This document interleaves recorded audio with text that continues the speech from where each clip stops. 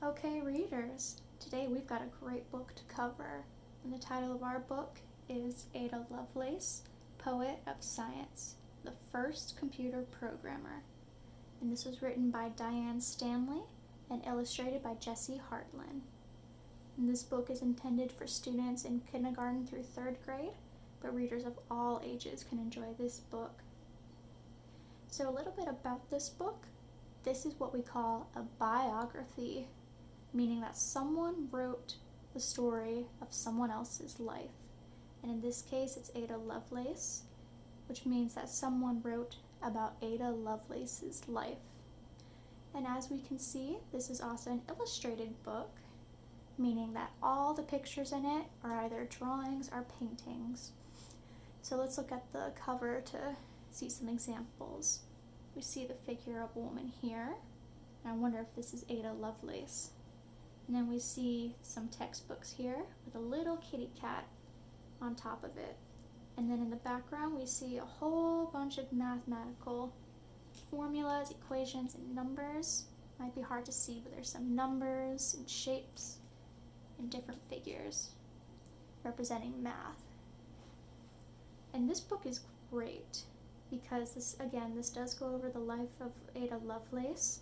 So we get to learn a little bit about who she was, how she influenced computer programming, and what computer programming is exactly. Alright? So let's dive right in. Ada Lovelace, Poet of Science, the First Computer Programmer. Long, long ago, on a cold winter day, a lonely little girl walked from room to room in a big, old, dark country house. Her name was Ada Byron, and she was looking for something to do. And here we see little Ada here with a little black kitty.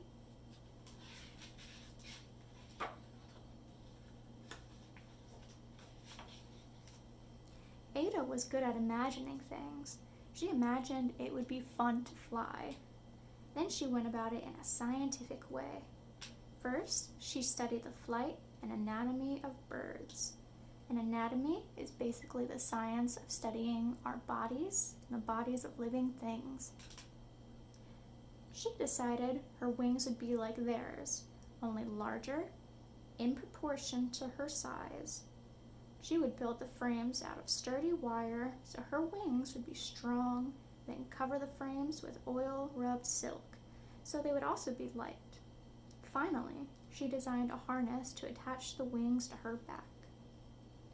And here she's making her little wings. She thought it would be fun to fly from house to house, delivering the mail. She'd need to bring a bag for carrying the letters, a map, and a compass for navigation. She decided to write a book about her flying project, illustrated with pictures and diagrams. She would call it Flyology.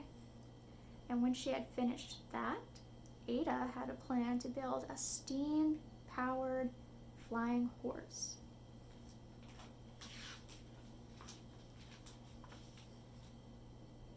Her mother, Lady Byron, was away at the time, so Ada sent regular updates on the flying project.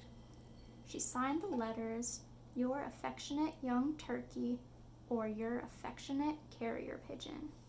She had never been so happy, because back in those days, birds would carry the mail to people, like carrier pigeons.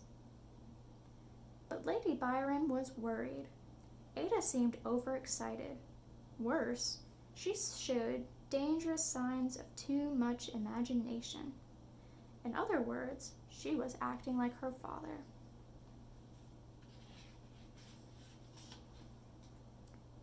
Ada's parents were as different as chalk and cheese. Her father, the famous poet Lord Byron, was a worldwide celebrity, the rock star of his time. And here we see an illustration of Ada's dad, Lord Byron. Her mother, Lady Byron, was interested in math and science. She was rational, respectable, and strict.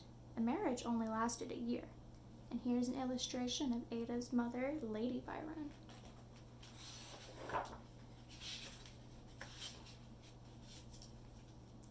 Ada never knew her father. He left England soon after she was born and died in faraway Greece when she was 8. She wasn't even sure what he looked like. His portrait had been covered with a cloth. Being Lord Byron's daughter shaped Ada's childhood in important ways. Ada's mother wanted her to be calm and rational, not emotional and creative like her father. She hoped the study of math and science would suppress her daughter's imagination. So Ada was given a world-class scientific education. Her imagination was not harmed in the least.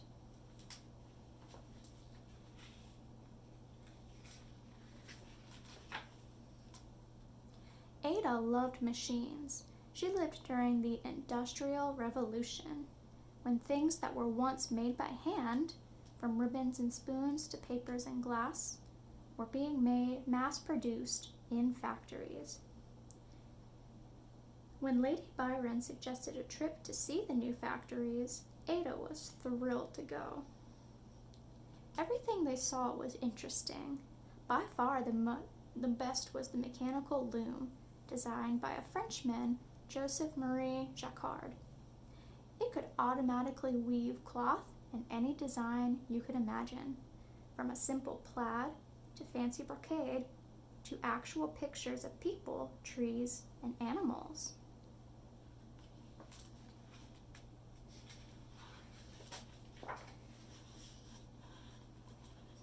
But how did the loom know which pattern to weave? That was the amazing part. The design was translated into a pattern of holes punched into heavy paper cards. And here we see the holes punched into paper cards here. Long chains of these cards were fed into the loom, giving it instructions. To change the design, you only had to change the cards. Ada was amazed. It was a brilliant idea, and not just for weaving cloth. Why not use punch cards to direct other machines for other purposes? Ada was onto something. Soon, she would see how right she was. At 17, Ada's quiet childhood came to an end. Her mother took her to London for the summer social season, a round of teas, dinners, and dances. Ada was dazzled by the gilded ballrooms and the beautiful ladies in their gleaming satin gowns. Everyone wanted to meet Ada because she was Lord Byron's daughter. But Ada didn't know what to say to them. She didn't care about fashion, fox hunting, or court gossip. You can see they're talking about fashion, fox hunting, and gossiping over here.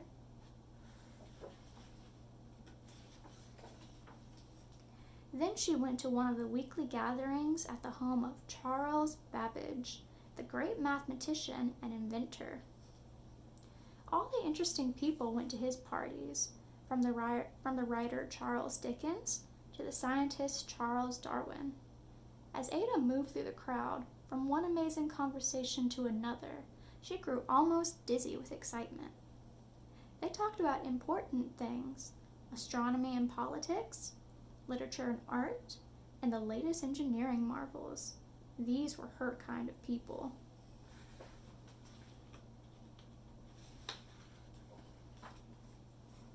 A few days later, Ada went to see a working portion of Babbage's new invention, a calculating machine called the difference engine.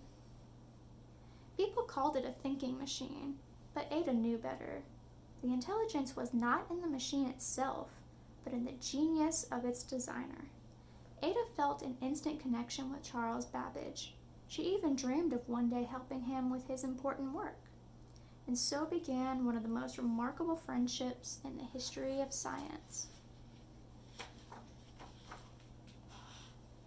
But Lady Byron had other plans for her daughter. Ada didn't need a profession. What she needed was a husband. So at 19, Ada married a wealthy aristocrat, which means a very rich person, William, Lord King.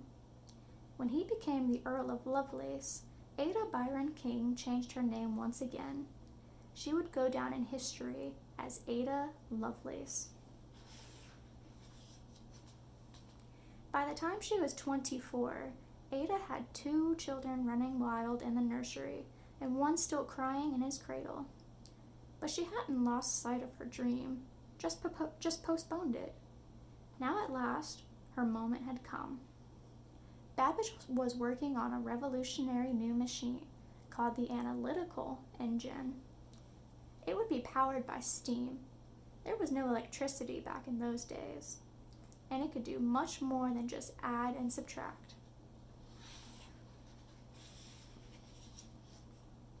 The analytical engine could run any kind of mathematical calculation, then store the results for later use. Best of all, he had borrowed Jakar's idea of using punched cards to direct his engine, so it could easily change from one operation to another. In short, Charles Babbage had invented the first fully programmable, all-purpose digital computer. But there was a problem. So far, his engine was just a plan on paper. It would cost a fortune to build. To raise that kind of money, Babbage needed publicity. This was Ada's chance to help. An article had been written about the analytical engine, but it was in French. Ada translated it to English, so it could be published in Britain. Then Babbage asked her to add some footnotes at the end, explaining what an all-purpose computing machine could do. She was perfect for the job. She understood how the engine worked. She was a good writer, and she had the vision to see, better than even Babbage himself, how much more a computer could do besides just processing numbers. It could work with any kind of symbol, from words to musical notes. Ada imagined the analytical engine writing text, composing music, reproducing images, even playing games like checkers or chess. But before the machine could do any of those things, the symbols and rules of operation had to be changed into digital form. Today, we call that programming. So you see here, Ada is starting to program.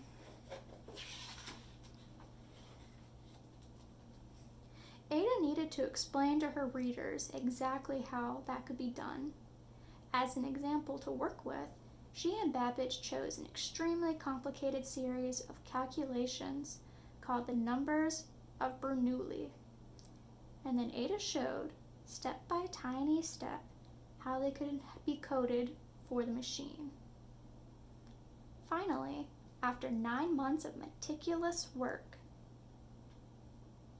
Sketch of the Analytical Engine invented by Charles Babbage was published. Ada's notes by the translator were almost 3 times as long as the original article, and far more important. Yet she wasn't credited by name, only the initials AAL, Ada Lovelace. She was afraid her work wouldn't be taken seriously if people knew it was written by a woman.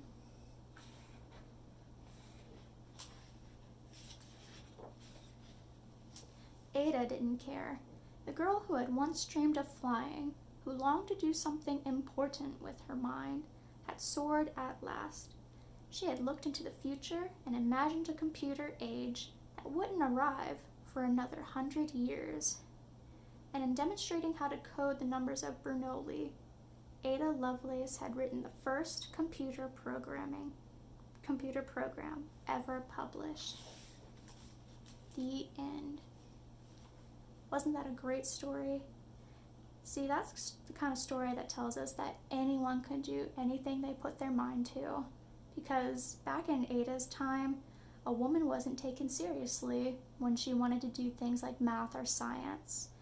But because of what Ada did with computer programming, not only do we have computers, but she also showed us how women could do math and science even though people said they couldn't. So that's the big idea to take from this book, and I hope you really enjoyed it.